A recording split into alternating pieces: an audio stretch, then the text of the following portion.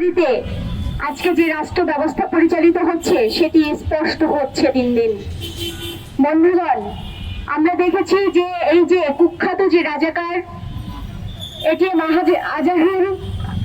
আজহারুল ইসলাম, তার যে খালাস দেওয়ার পরে এদেশের প্রগতিশীল এবং এদেশের মুক্তিযুদ্ধের সপক্ষের মানুষ যখন ক্ষুব্ধ হয়েছে, তার প্রতিবাদ জানিয়েছে, সেই যে ক্ষুব্ধ ছাত্র শিক্ষার্থী তাদের উপরে আপনারা দেখেছেন কিভাবে করে জামাতে ইসলাম এবং শিবিরের যে সন্ত্রাসী বাহিনী তারা কিভাবে হামলা করেছে।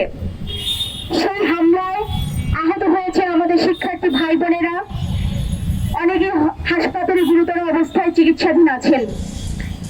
সেই পরিস্থিতিতে আমরা এখানে দাঁড়িয়েছি, আমরা বলতে চাই এই বাংলাদেশ আমরা চাই নাই।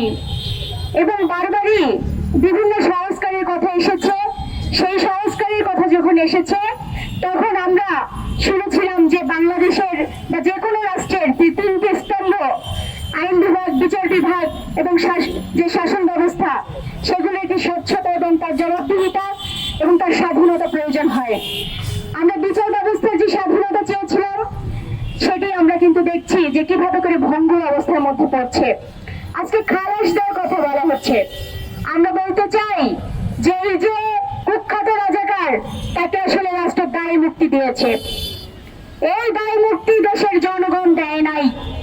ফলে এই দায় সম্পূর্ণভাবে অন্তর্বর্তীকালীন যে সরকার এবং তার যে ব্যবস্থা সেটিকেই সেই দায় ইতিহাসে বহন করতে হবে।